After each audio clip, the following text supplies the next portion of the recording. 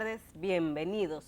Iniciamos 2x3 en TV, este programa que hacemos con cariño, especializado en salud para llevarle orientaciones cada sábado. Buenas tardes, Altagracia. Buenas tardes, Dorita, ¿cómo estás tú? Yo estoy bien viendo este sector salud que está en conflicto. ¿Qué cosa? Al año, si uno pasa balance, Tati, son muchos los meses que se duran en conflicto, porque cuando uno es por una cosa es por la otra. Definitivamente es un sector con una crisis estructural, como diría un sociólogo, si le tocara analizar el tema. Un buen análisis. Así es tal vez el tema salario, que es por lo que están las discusiones y está el conflicto, que lleva ya cuatro huelgas, ¿verdad? Sí. De agosto para acá. De agosto para acá.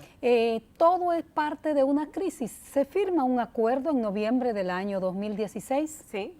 Y se resuelven un par de puntitos que yo diría que fueron parchitos, porque los otros puntos importantes de resolver el tema del problema de salud están sin cumplirse. Están sin cumplirse, entonces esos son los resultados. A largo plazo, pues ocurren estas cosas. Hay una interpretación en lo que se firmó en cuanto a lo que es aumento salarial, pero hay muchísimas otras cosas que ni siquiera se tocan. No. Por ejemplo, se habló, acuérdate que la principal discusión aquella vez era el horario.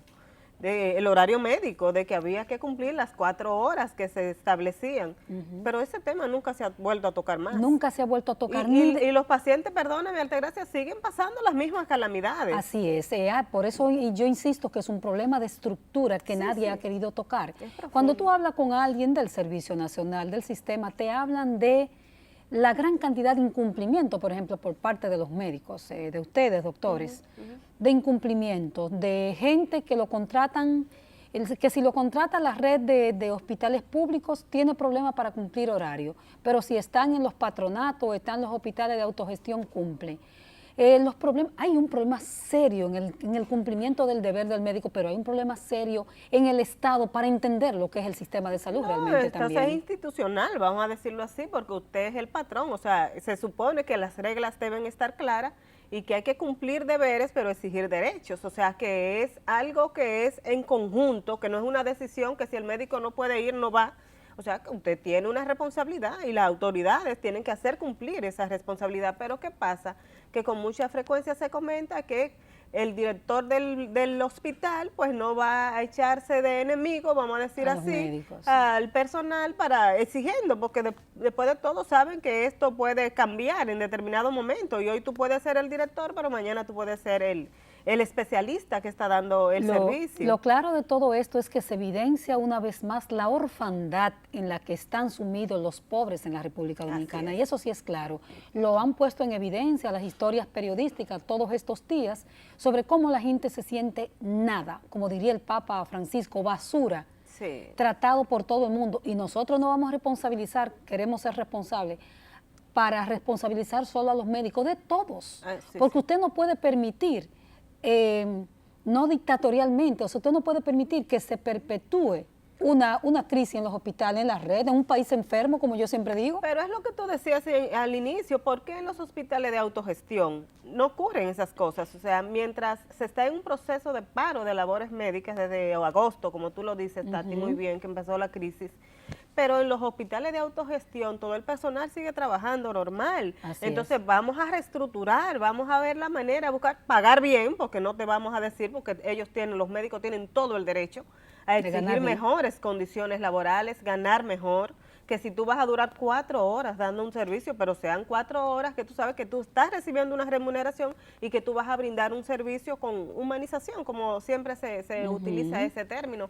Pero lo que tú dices es muy profundo, es reestructurar todo el sistema de salud. El mismo acuerdo, yo conversaba con uno de los miembros de la comisión que dio seguimiento, que fue testigo de ese acuerdo lo soltaron en banda, Doris. Claro. Jamás, porque si ahí había punto a darle seguimiento, no era solamente el salario, había puntos a seguir, a observarlo, y eso se olvidó. Lo que pasa es que aquí siempre se trabaja como bajo la presión del momento. Bueno, y lo vemos en todo, no solamente en el sector salud, lo vemos en todo. Mientras se está discutiendo un tema, todo el mundo está pendiente de eso. Se firmó o se llegó a un acuerdo, jamás se vuelve a darle seguimiento y nadie vuelve a reunirse, nadie vuelve a supervisar a ver si eso se logró. Aquí tenemos las consecuencias, entonces, paros médicos constantes en el sector salud. ¿Por qué las autoridades, si se le estaba reclamando, por ejemplo, uno de los puntos principales, que no se pagó el 15% del segundo...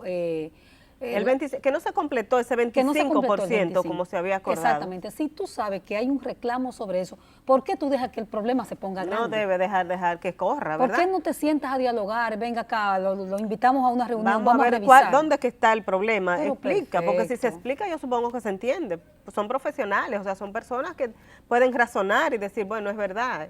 Aquí dice que, porque parece que es interpretación de nivelación y de aumento, entonces... lleguen a un punto, ¿verdad? A un punto de consenso para que al final no tengamos todas esas historias que están saliendo en los periódicos de pacientes con cambio de cita 2 y 3 meses. Pacientes que esperan hasta 4 meses para ir al hospital a ver a un especialista.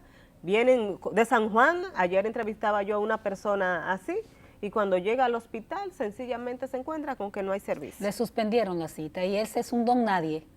Porque el tema es que el pobre es un don nadie en la República Dominicana y entonces por eso lo tratan de esa manera. Mientras tanto, todo eso se exacerba porque no se puede perder de vista que hay un proceso electoral también en el colegio médico, que donde todo el mundo tiene sus candidatos en su canasta. Sí, eso es verdad. O sea, y es evidente que es así. Es evidente, no es solamente de que si Waldo está metido en una plancha, porque también hay candidatos de la parte oficial y todo el mundo. Entonces todo se hace más grande porque noviembre tiene...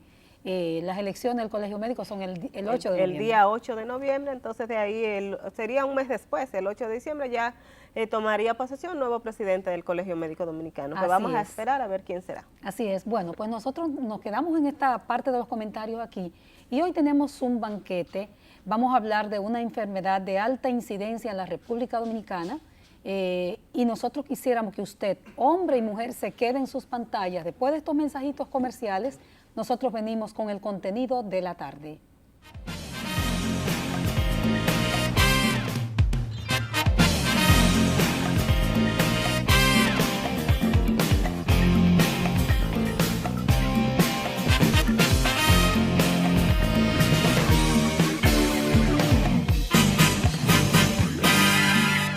Continuamos con el desarrollo de 2x3 en TV y vamos a presentar a ustedes a una mujer especializada en un tema de mucha importancia. Justamente octubre es el mes del cáncer de mama y tenemos con nosotros a la doctora Yasmín García. La doctora Yasmín García es oncóloga clínica, trabaja para Radonic y otras instituciones de salud, ¿verdad? Y entonces, buenas tardes, doctora, ¿cómo está usted? Bien, un placer estar con ustedes de nuevo. Soy oncóloga radioterapeuta. Radioterapeuta. Pero bien. Pero usted no lo va a explicar después, toda esa... Nosotros muy contentas, doctora, de que nuevamente ya había venido aquí otra vez la doctora a hablar de cáncer y de todo lo que tiene que ver con estas enfermedades que tanto preocupan. Pero decía Altagracia que este es el mes, bueno, todo el año debería ser de prevención de cáncer, ¿verdad? De cáncer de mama, pero este mes las instituciones lo resaltan más en busca de crear esa conciencia en la población y eso es lo que se busca.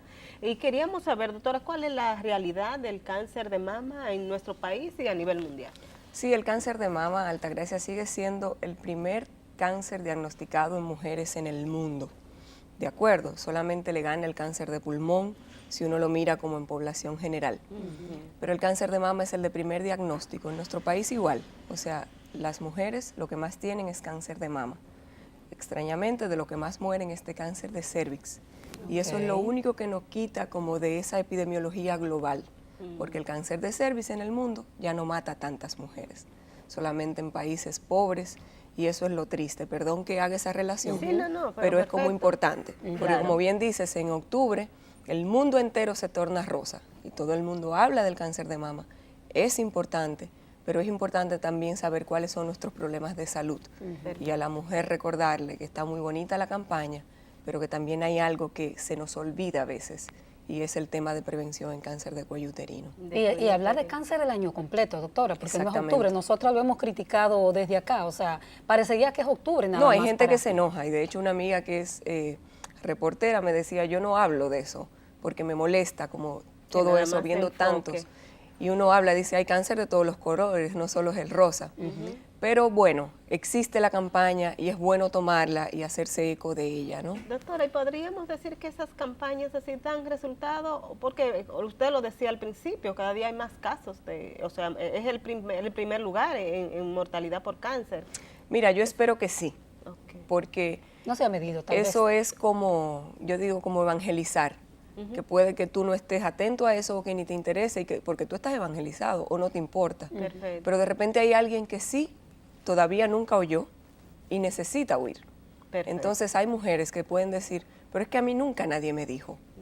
¿De acuerdo? Entonces esa campaña yo creo que va por ahí. Y también que hay instituciones que aprovechan y hacen una labor social, que para mí sería lo más importante. O sea, gente que pone mamografías gratis, campañas de salud, pero efectivas, más allá de toda la publicidad. Yo creo que eso sería como lo que tendríamos como salud pública, sobre todo, que enfocarnos. Porque está bonito ver todas las instituciones teñidas de rosado, pero no necesariamente cada una de esas instituciones está haciendo un aporte. Perfecto. Y un aporte que es medible, que yo como empresa diga, todas mis mujeres tienen paga una mamografía en tal lugar. Eso es una campaña de salud, porque eso es de impacto. Permite la detección, por exactamente, que es lo que uno está promoviendo, la detección precoz. Exacto, doctor, y cuando hablamos de estadísticas, de que no sabemos que las dificultades que tenemos en nuestro país para los datos, pero que ustedes manejan más o menos. Sí, como te digo, en el país uno se enfoca más, básicamente las referencias del Instituto Oncológico Dr. Heriberto Peter, y allí sigue siendo el cáncer de mama el primer diagnóstico en la mujer, unos 700, 800 casos al año de diagnóstico, pero si uno busca en el país, por supuesto, esa cifra debe ser mayor, debe andar sobre los 2.000 posiblemente. ¿Las edades, de acuerdo. doctora? Las edades es muy amplio. El cáncer de mama tenía antes como edad, y todavía en los libros, edad media, diagnóstico 62 años. Cada día vemos mujeres más jóvenes, jóvenes de la segunda década de la vida incluso. Yo he visto niñas de 18 años, ¿de acuerdo? Oh, Dios. Entonces, hay que ir quizás haciendo ese enfoque en hablar más a la mujer joven, tanto en prevención, que es el enfoque general, o sea, lo de más impacto sería enseñarle a la población cómo prevenir, porque una cosa es la detección precoz y a veces se confunde y la gente dice, hazte una mamografía para prevenir. No, la mamografía no es para prevenir, es para detectar. O sea, yo prevengo con medidas de salud mucho antes y es lo que debemos hacer hincapié. Se estima que el cáncer se va a triplicar, o sea, los diagnósticos de cáncer van a ascender al triple de lo que tenemos hoy día. El 2015 fueron casi 9 millones de personas en el mundo diagnosticadas. De mujeres en el mundo. De personas en general. Con cáncer. Pero para 2030 eso va a ser el triple. Tendremos más de 20 millones de personas con un diagnóstico de cáncer. Y la ciencia parece que no ha podido encontrar una solución definitiva. La ciencia doctora. tiene mucho, pero siempre que uno habla, tú dices de solución definitiva, recordarles que el cáncer no es un cáncer. O sea, es una variedad. Tantos órganos tenemos, tipos de cáncer. Y por ejemplo en mama hablamos de por lo menos 8 subtipos moleculares. Y eso es un avance, o sea, cada cáncer de mama es distinto, la clasificación molecular. Entonces hay tumores de mama que tienen un perfil casi de benignidad, que tú sabes que esa mujer se va a curar, que va a estar bien y que eso va a ser un episodio en su vida. Pero hay otros tumores de mama, el famoso triple negativo, que uno sabe que probablemente la sobrevida de esa mujer está comprometida, aunque sea un tumor pequeño, porque se comporta con una agresividad mucho mayor. Entonces, eso ya lo tenemos. Tenemos terapias dirigidas y sabemos según ese perfil molecular qué darle a esa paciente. Pero tú lo has dicho, entonces son muchos tumores, entonces no tenemos para todos lo mejor. Perfecto. Doctora García, hablemos un poquito de la epidemiología del cáncer de mama. ¿A qué es que se debe? ¿Qué dice la ciencia, los estudios de por qué tenemos una incidencia en el mundo, por lo visto, de cáncer de mama tan alto? Mira, para tener cáncer de mama primero hay que ser mujer. Sí. Y ya. Segundo, la edad. En todos los tipos de tumores, la edad es un factor. En la medida que la mujer envejece, mayor su riesgo de hacer un cáncer de mama. Por eso te hablaba de que el cáncer de mama se espera en una mujer sobre los 60 años, es lo esperado y es lo común, ¿de acuerdo? Ahí tenemos los factores genéticos, y es bueno mencionarlo porque mucha gente dice, es que es genético. Genético es lo menos, no llegan al 10% los casos de cáncer a causa genética, pero existe y en la mama es importante porque tenemos es de manera identificada cuál es ese gen que se altera, que es el gen BRCA, BRCA1, BRCA2, recuerdan la Angelina Jolie, todas sus cosas, la gente empezó a escuchar eso. Entonces, eso es importante, aunque no son tanto los números, saberlo, que si en mi familia yo tengo 1 o 2 familiares de primer grado con cáncer de mama, puede que yo tenga un riesgo mayor. Primer grado es mamá, hermana, hija, o hermano incluso. Si tengo familiares de primer grado con cáncer de mama. Lo segundo, la edad. Si esas mujeres que se diagnosticaron en mi familia fueron a una edad joven, también me debe llamar más la atención, o al médico que lleva la consulta de esa mujer. Porque no es lo mismo que tú me digas mi abuela a los 75 años, a que me digas mi mamá a los 38. Perfecto. Entonces eso me confiere a mí una carga genética mayor posiblemente, aunque no me hagan el test genético. ¿De acuerdo? Entonces ahí tenemos causas. Ser mujer, edad, genético. Pero entonces entramos con los famosos factores de riesgo. Sí. El factor de riesgo es algo que no es causal, no es una causalidad directa, pero que puede ser. Yo tengo un factor de riesgo que puede aumentar lo que se llama mi riesgo relativo. Y ahí tenemos toda una serie de cosas que yo puedo modificar. Y ahí entramos con el peso. O sea, la relación de obesidad y cáncer de mama es grandísima. Oh, sí. Cada día sale más data de cómo una mujer obesa tiene un mayor riesgo. Y eso viene dado por la relación de los estrógenos, que es otra de las causas no modificables tal vez, que es la carga estrogénica que se ve sometida a la mujer de manera normal. Entonces ahí hay otra causa. El tiempo que pasa una mujer expuesta a los estrógenos. Entonces hablamos, si la niña tuvo una menarquia precoz, o sea, si la primera menstruación la mujer la vio en una edad muy jovencita. 9 años. 9 años, los hay. Y tiene entonces una menopausia tardía. Mujeres que están menstruando sobre los 50 años. Sí. 56 yo conozco. Entonces, ¿qué tiempo tuvo? Bueno, más de 40 años expuesta a su carga estrogénica siempre. Y ahí entonces se suma si la mujer se embarazó o no. ¿Por qué? Porque en cada embarazo se suprime esa carga hormonal. Entonces, si yo tengo una mujer que no se embarazó nunca, por lo tanto no lactó, que también protege, y estuvo expuesta todos esos años, ahí yo tengo un riesgo. Esa mujer tiene un riesgo mayor que aquella que sí tuvo 4 bebés, que los lactó, que en ese tiempo esa carga hormonal bajó. Perfecto. Bien, y es por eso que sabemos, tenemos tumores de mama que se relacionan a los estrógenos, que son estrógeno dependientes. ¿De acuerdo? Entonces ahí tenemos ese factor. A eso le sumas la terapia de reemplazo hormonal. Sí. Mujeres que toman muchas pastillas anticonceptivas, si bien cada día eso ha mejorado un poco, tenemos ya algunas más selectivas que otras, pero también mujeres que quedan menopáusicas temprano y el ginecólogo les manda esas pastillas de reemplazo para que se sientan bien, para la resequedad y todo eso. Hubo una década donde eso era lo que se indicaba. Exacto. Y hoy día cada vez se habla más sobre el tema de que no, que acostúmbrate, el cuerpo se va adaptando. Exacto. Uno tiene mecanismos fisiológicos. Sí. Entonces, ahí tenemos. Entonces, iba con lo de la obesidad. Es mucha la data. Se estima que 12 cánceres están relacionados al sobrepeso, con una relación súper fuerte.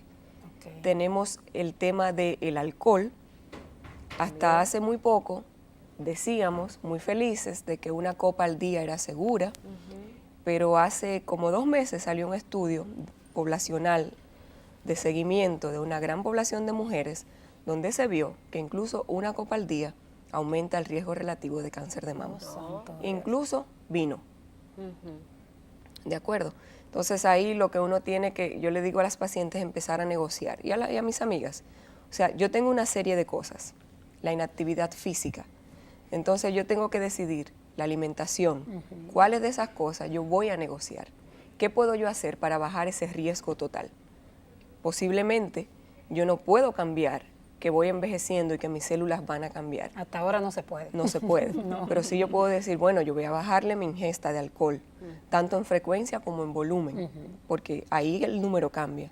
Voy a comer una dieta más sana, voy a hacer ejercicio, voy a tratar de mantener un peso. En la medida que uno va subiendo en edad, uno gana peso y en la mujer es súper fácil, pero tratar de que eso no sea mucho. Entonces yo tengo que tomar medidas. ¿Qué nos dice epidemiología? Hay un Instituto Americano de Investigación en Cáncer que en el último reporte ellos estiman que 1 de cada 3 mujeres no tendría cáncer de mama solamente si se ejercita, mantiene un buen peso y tiene una buena dieta. Entonces el 33% son prevenibles. El 33% es por nuestros hábitos. En Estados Unidos solamente serían 300.000 casos al año que se evitarían. Se evitarían si manteniendo se lleva estas cosas. esas 3 recomendaciones. El trabajo fuerte de prevención, entonces. Ahí sería. Entonces ahí viene, ¿qué es lo que estamos haciendo? Bueno, posiblemente el cúmulo de gastos o de inversión debería ser en los colegios tal vez. Empezar por ahí. Porque esas niñas son las que mañana van a estar obesas y enfermas. O sea que se puede trabajar, doctora. Claro. Si se empieza, se logra. Se puede Claro, es lograr un tema esos de salud cambios. pública, es un tema de saber que yo cada día tomo decisiones de salud y que lo que yo hago va a tener un impacto, protector o no, en mi salud. Y de política de salud pública. Y de política sobre de todo. salud pública. Doctora, hay una parte que me gustaría desarrollar, porque uno lo escucha entre tanta gente que habla de salud, a veces sabiendo de salud, otras veces no, en los medios de comunicación, el tema alimentación. Hoy día hay unas cargas calóricas, tal vez, de grasa, de químicos en la alimentación. Y usted tocó someramente la alimentación. Esa alimentación nuestra, de nuestros países subdesarrollados, pero con una carga alta de industrialización. Exactamente. Háblanos un poco de esa. De hecho, por eso estamos enfermos. O sea, si volvemos al tema, nutrición y cáncer es un tema que está también súper en la palestra. O sea, sabemos que importa, que lo que comemos importa, que el cáncer es parte ya de las enfermedades crónicas. O sea, mi riesgo cardiovascular, mi riesgo de diabetes también se relaciona con mi riesgo de cáncer. Doctora, déjeme interrumpirla. En la respuesta nos piden un cambio y entonces venimos con esa respuesta completa. Volvemos ahora con la doctora Yasmín García.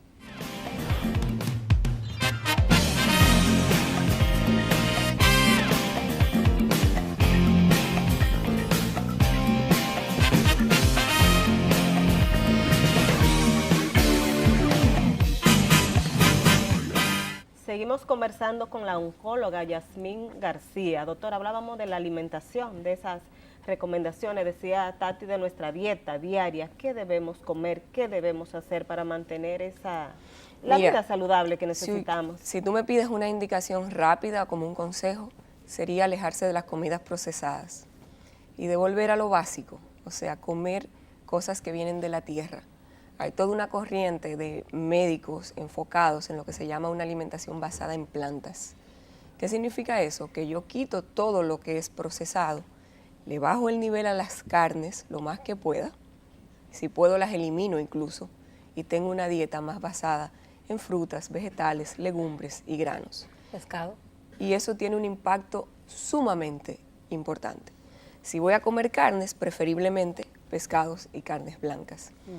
La OMS el año pasado, el 2016, por primera vez tomó posición referente a las carnes, ahora que me hablas de las carnes, y se dijo lo siguiente: las carnes procesadas, o sea, salami, embutidos en general, tocineta, jamón incluso de pavo, todas esas carnes procesadas son carcinógenos del grupo 1A, o sea, son como fumar. Para que la gente haga como un paralelo. Sí, lo entienda bien. Entonces, yo decido si fumo, lo mismo yo decido si me como la tocineta, pero mi riesgo aumenta de manera dramática si yo como carnes procesadas. Entonces, la recomendación fue: no lo consumas, evítalo. Cuanto a carnes rojas, saber que carnes rojas no solamente es carne de res, sino que está incluido el cerdo, incluso el cordero, son carcinógenos del grupo 2A.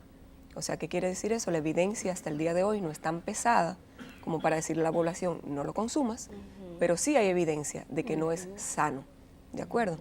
Entonces, si a eso tú le sumas, aparte de esas cosas, el que nuestra dieta cada día más es más procesada, más rica en grasas saturadas, más rica en azúcares, estamos teniendo una dieta muy poco sana. Entonces, todos esos productos procesados vienen cargados de sustancias que me hacen daño y que también hacen que el microambiente celular sea inflamatorio. Es lo que pasa en la obesidad. O sea, ¿por qué ser gordo se relaciona con cáncer? Porque el estado celular en que se encuentran las células cuando están obesas es como cuando tú tienes un golpe y esas células están como inflamadas. Entonces, cualquier cambio mayor, cualquier cambio molecular, cualquier mutación es más posible, porque yo lo tengo en un ambiente hostil, un ambiente muy poco sano a esas células. Bien, entonces yo le doy como un microambiente saludable para el desarrollo de enfermedades. Doctora, los vegetales, que bueno, que es lo que se recomienda más comer, pero a la gente también le preocupa el hecho de la forma como se está cultivando hoy día, donde vemos vegetales cada vez más tóxicos, con químicos, con sustancias para que crezcan, para que sean hermosos, para que sean grandes. ¿Se han hecho estudios en ese sentido? Sí, hay estudios al respecto, pero generalmente cuando uno busca, uno se pregunta, ¿vale la pena comer orgánico versus no? Bien, más que si orgánico o no, lo que preocupa es la calidad del suelo. O sea, tenemos suelos, países, donde el suelo ha sido tan trabajado, pasa con el arroz y con los cereales, que sale un arroz muy pobre en nutrientes. Entonces tú ves que ya hay países que tú ves que dice arroz enriquecido. Sí, claro. Porque lo que me daba la tierra ya no me lo está dando.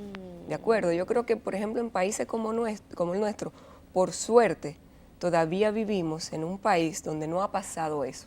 Si bien yo trato, por ejemplo, de comprar en mercados orgánicos que tenemos de muy buena calidad, no me preocupa tanto, porque una yuca probablemente fue de un señor que la sembró en el patio y vino al mercado y la trajo a vender. No hay esa superexplotación del suelo todavía, buena. ¿de acuerdo? Sí. Entonces a nosotros tal vez no tenemos ese gran problema. Perfecto. Pero sí, en general es la calidad de lo que comemos, ver la calidad de lo que comemos, pero siempre, siempre, siempre va a ser mejor comernos un guineo en el frutero que comernos frito con salami del muchacho que se le para al lado. Eso es así. Pero también hay un tema en todo lo que la doctora aborda, que siguen siendo las políticas de salud, porque si la OMS tiene ya esa certeza, para no decir investigaciones per se, ¿por qué no recomendar a los estados, como es un organismo, oye, váyanse por esta línea, pero tal industria? Estás tocando algo muy álgido, se llama eso, se llama la industria. Pasa con los lácteos. O sea, los lácteos están en una línea gris. Hay mucha evidencia que demuestra que es bueno, pero hay muchísima evidencia, quizás mayor, que los lácteos no son tan sanos para nosotros como humanos. Sí. ¿De acuerdo? Y eso lo sabemos. Que nos guste el queso es otra cosa. Y que sea duro dejarlo es otra cosa. Pero no es sano. Que la leche es buena pero ahí para el tú tienes toda una industria de lácteos, de yogures, de quesos, que es la misma industria que paga mucho de las investigaciones. Efectivamente. Entonces, si yo te pago para que tú investigues, no me puedes tirar al medio, como diríamos acá. Doctora, ¿no se hacen investigaciones, vamos a decir, para vacunas? Vamos a soñar un poco, para vacunas de algunos de esos tipos que provocan el cáncer de mama. Acuérdate, hay todo un tema de inmunología. Yo creo que el futuro de la oncología en general va a venir con la inmunología. O sea, buscar maneras. Acuérdate que nuestro sistema inmune debería ser capaz de encontrar algo anormal, atacarlo y destruirlo. Eso es lo que pasa cuando tú tienes gripe. Eso es lo que pasa cuando te pica una abeja. Tú ves cómo se pone rojito y cómo se engloba esa parte que entró, que es negativa, y al poco tiempo, hagas lo que hagas, se va a desaparecer. Te va a doler un par de días, pero el organismo se encarga con su sistema inmunológico de destruirlo. Entonces, hoy día tenemos mucha investigación en inmunología. Hay, por ejemplo, en melanoma, que es ese tipo más maligno de cáncer de piel, hay ya medicamentos aprobados y en muchos tipos de tumores más. Pasa que es costoso. Es costosa la investigación y es costoso crear, porque acuérdate que lo tengo que crear muchas veces dirigido con las células de ese tumor y muchas veces con las mismas células del individuo, creando una vacuna específica para él. Pero vamos a llegar ahí. Yo creo que sí. Se está trabajando mucho y tiene sentido. O sea, ¿cómo yo voy a enriquecer tu mismo sistema inmune para que sea capaz de reconocer antígenos de superficie de ese cáncer, de ese tumor y destruirlo? Entonces, eso es lo que estamos buscando. ¿Esa es la medicina personalizada? Eso es medicina personalizada, es medicina dirigida. Y tenemos ya también lo que son los moleculares, que son medicamentos dirigidos para mutaciones específicas, para receptores específicos de tumor. Y en mama tenemos eso, por ejemplo. ¿Y el tamizaje, doctora, juega un papel importante? El tamizaje cuando el niño nace, ¿verdad? Para determinar en un futuro ¿qué enfermedad podría ese niño desencadenar y buscar esos tipos de tratamiento personalizado? Ahí yo creo que también podríamos llegar, quizás no lo vamos a ver nosotras, pero recuérdate que antes, cuando salió todo el tema de la secuencia genética, del genoma, soñar con hacerse eso era sobre los $100,000. Así es. Pero hoy día cada vez tenemos más paneles que se pueden hacer. O sea, por ejemplo, el BRCA en cáncer de mama, era inaccesible. Era inaccesible. Ya está en el país. Si bien está, se toma y se manda. Si bien está para mucha gente imposible, para otra persona puede que no sea imposible juntar un par de $1,000 y que eso te haga definir tu riesgo. Exacto. O para dirigir las terapias, está el famoso Oncotype. O sea, yo tengo una mujer con un tumor pequeño, pero yo quiero saber específicamente cuál sería el riesgo de recurrencia de ella, si yo le doy o no quimioterapia, para saber cómo, porque a veces puede que la esté sobretratando si el tumor era tan pequeño. Sí. Entonces yo le hago eso y me manda para atrás que es un tumor de alto riesgo. Esa prueba también y hay que que sí se mandarla beneficia. afuera. Sí, Okay. pero tenemos. Entonces antes era a unos costos Exacto. imposibles, pero cada día más tenemos estudios, lo que se llama de inmunohistoquímica, que es lo que nos aporta qué tipo de tumor es que estamos trabajando. Y cada día más lo hacemos. Entonces sí, yo creo que se va a avanzar. Posiblemente no podamos ese sueño de erradicar, pero sí estamos cronificando el cáncer cada vez más. Eso sí es cierto. Pacientes que antes eran metastásicos y que tú sabías que eran meses de vida, ese paciente está viviendo 2, 3, 4, 5 años con una enfermedad como si fuera una diabetes, compensándolo, medicándolo cuando es necesario, extendiendo su sobrevida. O sea que hay esperanza, perdóname Tati, de que se pueda cronificar, como dice usted, pero Así es. que lo importante es la prevención, dice Así usted es, también, así es, así doctora. es. La gente dice, no hay cura real del cáncer, aunque estamos hablando de cáncer de mama, pero la curación del cáncer per se depende de qué, doctora. Y le voy a poner este comentario. A veces uno ve en internet y dice, no, pero que a la industria no le interesa curar el cáncer y tal vez... La industria, si tú vas a vender carteras, posiblemente tú haces tu estudio de mercado y tú sabes si es factible vender o no cartera. Puede que lo mejor sea zapatos. Tú dices, las mujeres podemos pasarnos la vida con una cartera, pero los zapatos no, porque los zapatos tú lo combinas más y no sé qué. Entonces tú te defines por zapatos. Entonces yo creo que la industria también se enfoca en qué cosas. Producir una molécula, producir un medicamento, son millones y millones de dólares. Y años. Y años de investigación para ver, después de estudios randomizados, que sea efectiva, que me la prueben y que salga a la venta. Exacto.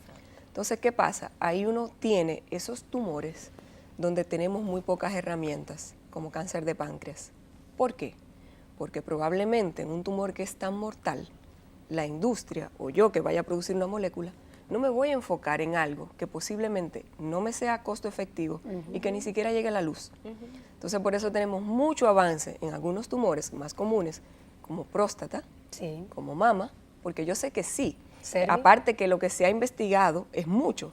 Entonces, si yo quiero desarrollar algo, no tengo que empezar de cero. Exacto. Puedo tomar una de esas cosas que ya otro desarrolló, seguir investigando y de repente, vaya, encuentro una molécula que es superior a la que está en el mercado. ¿De acuerdo? Entonces, yo creo que va más por ahí a que haya una industria que sí tenga con qué atacar un tumor y que no lo saque al mercado. Perfecto. El costo-beneficio. Ahora, uno como población o como paciente, si yo me pongo de este lado, te entran todas esas dudas. Sí. Te entran todas esas dudas. Pero no, yo creo que es mucho lo que se está haciendo. Lo que se está desarrollando es el mercado, justamente. Es mucho lo que se está haciendo. Pero también es lo que más debemos hacer es el tema de prevención. O sea, ¿cómo yo voy a educar mi población? ¿Cómo yo voy a hacer que mi población se haga más sana? Exacto. Doctora, se habla de cáncer también en hombres, cáncer de mamas en hombres. ¿Cuál es la frecuencia de esto? Y si en el país se detecta un caso de esa naturaleza. Yo he visto 3 hombres con cáncer de mama. Su historia como y uno de ellos tuvo su padre con cáncer de mama. O sea, genético. De acuerdo. Y uno de ellos tenía cáncer de mama bilateral. En las dos. Entonces, sí ocurre, ¿de acuerdo? Se estima que sería un 1%, algunos hablan de 1 en 1000, pero no es tan raro como uno creería que es. Perfecto. Entonces, ¿Y ocurre. qué es lo que se hace una vez ha sido diagnosticado? Yo me imagino que el diagnóstico no debe ser tan fácil, porque los hombres... Es más fácil porque tienen menos tejido mamario. Y le iba a preguntar, esas manifestaciones que llevan a sospechar. Tienen menos tejido mamario, entonces el hombre se da cuenta de que tiene una bolita, y generalmente igual. es la esposa que le dice, tú tienes una cosa ahí. Entonces, generalmente el diagnóstico es cuando ya está el nódulo. Perfecto. Pero el tratamiento es casi igual.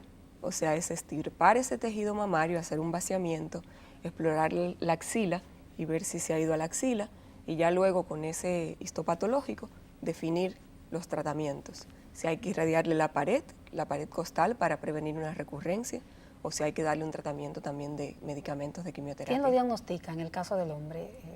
Que ellos no van a ginecólogo. Generalmente es eso, es la autopalpación Es eso. y el paciente consulta. Muchas veces puede ir al urólogo, muchas veces va a un médico hasta general, o muchas veces van directo al cirujano, porque creen que esta lesión, pues, que piensan en un lipoma, en algo así.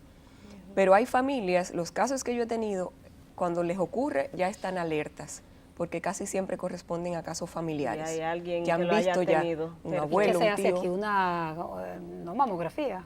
Se puede hacer una mamografía, si acuérdate que hay hombres que son más gorditos, entonces tienen un tejido que sí permite. Que se puede. Si no, se puede hacer una resonancia o una sonografía, pero sí se puede ver. Doctora, ¿se ha ganado años de sobrevida en el cáncer de mama, tanto mujer Por como supuesto, hombre? por supuesto. Mira, el cáncer de mama en etapa 1, más del 95% se cura, curadas, que no es más que un episodio como que a ti te saquen la vesícula. Con una cirugía. Con una cirugía, con su tratamiento que requiera según la patología. Pero no es lo mismo una etapa 1, o sea, un tumor menor de 2 centímetros sin ganglios. Eso es una Perfecto. etapa 1. A una etapa 3, 3A, 3B, que es lo que vemos en el diario vivir nuestro, que son tumores sobre 5 centímetros, que son axila positiva. En la medida que yo tengo más tumor, yo tengo más riesgo de falla y yo tengo más comprometida la sobrevida. Denos, doctora, un permisito, nos vamos a una pausa y regresamos.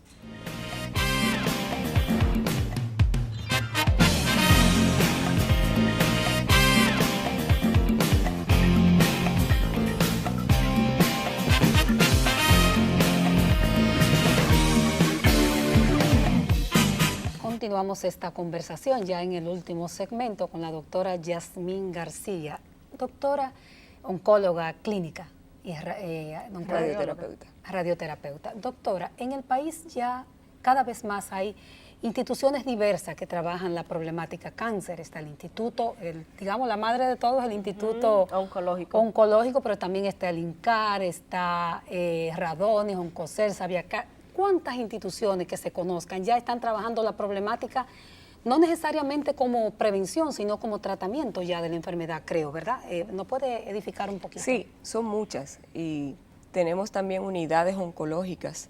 Por ejemplo, Sedimat tiene su unidad de oncología, aparte de Sabiaquer, que es el centro dedicado a radioterapia.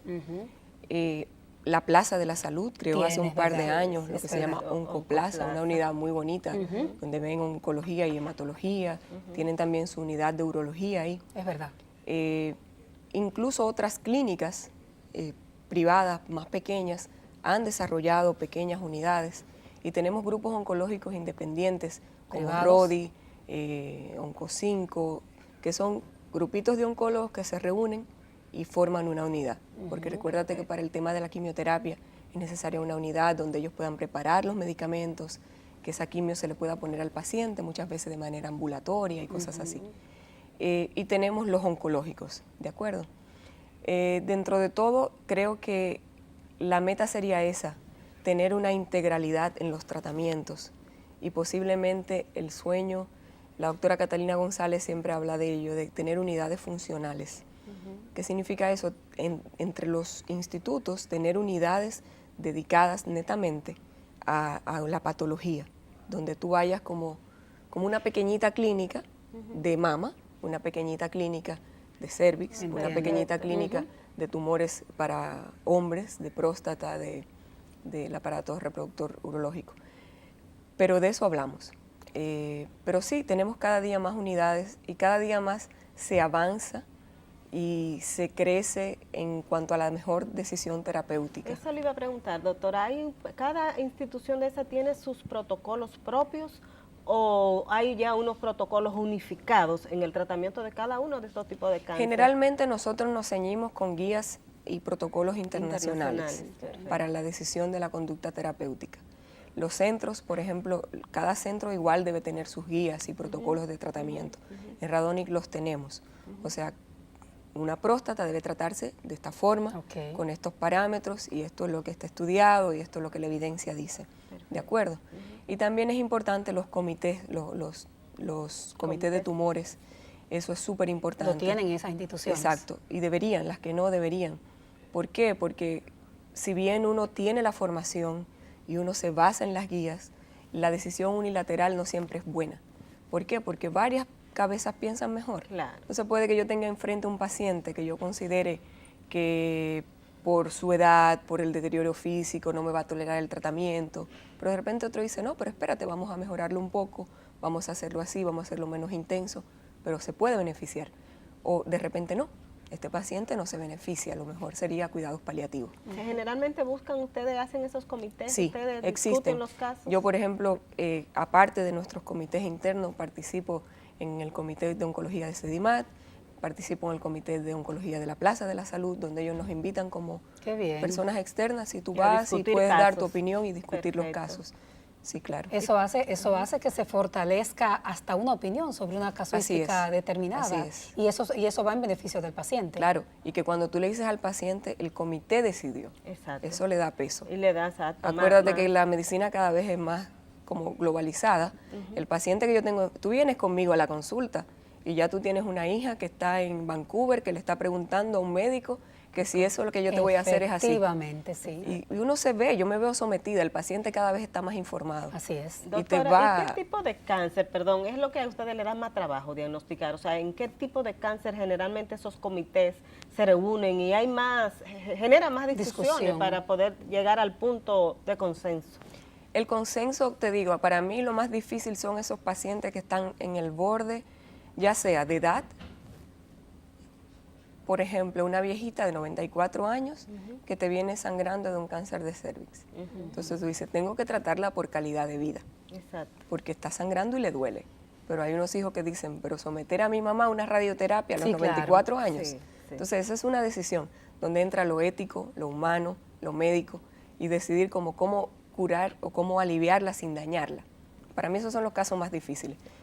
Ya, doctora, muchísimas gracias. La verdad que ha sido todo un banquete académico, clínico y en todos los planos con la doctora Yasmín García, oncóloga, quien no es la primera vez que está en 2x3. Gracias, doctora. Gracias a ustedes. Es muy bonito tener espacios como este. Bueno, muchísimas gracias y nos vemos en la próxima semana.